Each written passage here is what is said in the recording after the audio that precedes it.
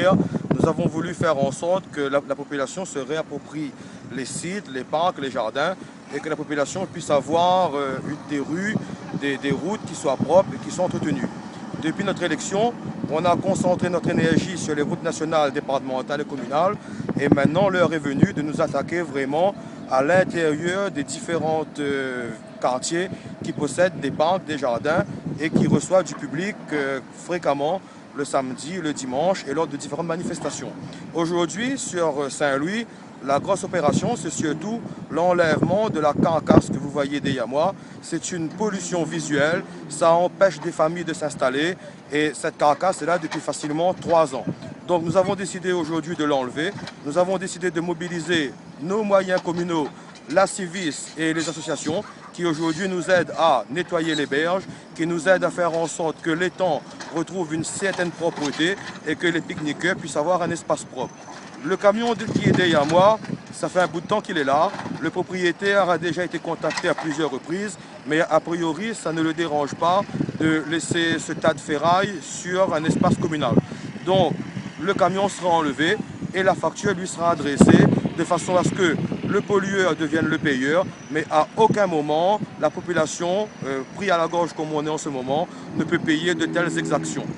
Aujourd'hui, sur Saint-Louis et la rivière, 2 grosses actions. Une à Saint-Louis, une à la rivière. Sur la rivière, nous avons concentré notre énergie sur ce qui est recyclage des déchets, recyclage des branchages, dans le cadre de la préparation de la dernière course de motocross qui aura lieu sur le secteur de la rivière, puisque le terrain est destiné à devenir un cimetière. Donc, sur Saint-Louis, rendre à la population un espace propre, faire en sorte que les pique-niqueurs puissent avoir un endroit agréable où pique-niquer ou déjeuner. Et nous allons voir avec la Civis la possibilité d'augmenter les bacs de tri sélectifs, d'augmenter les bornes à verre et aussi de faire de la pédagogie en venant in situ le dimanche pour discuter avec les familles et leur faire prendre conscience que quand ils arrivent sur le site est propre et qu'on ne peut pas se permettre en partant de laisser un site sale. Nous avons entrepris avec ma collègue Madame Koupama un très gros travail de propreté, de proximité et nous allons, avec Monsieur le maire de Saint-Louis,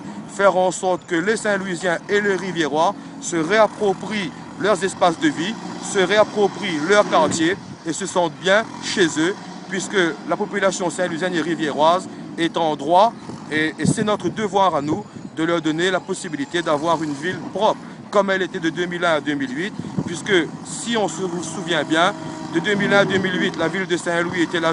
l'une des villes la plus propre. C'était l'une des villes les plus fleuries et nous avions même reçu un prix pour cela, le prix de la ville la plus fleurie. Notre objectif aujourd'hui, c'est de faire en sorte de nettoyer, mais nous allons passer à la deuxième phase qui va être la phase de plantation, la phase d'embellissement et la phase d'entretien. En tout cas, nous comptons sur chaque Saint-Louisien et chaque Riviérois pour faire en sorte que notre ville reste propre, pour faire en sorte que chacun et chacune respecte les jours de ramassage des ordures et que chacun et chacune puisse circuler sur les trottoirs en toute quiétude et en toute tranquillité. En tout cas, ce qui est sûr, c'est que nous sommes passés de la phase pédagogique,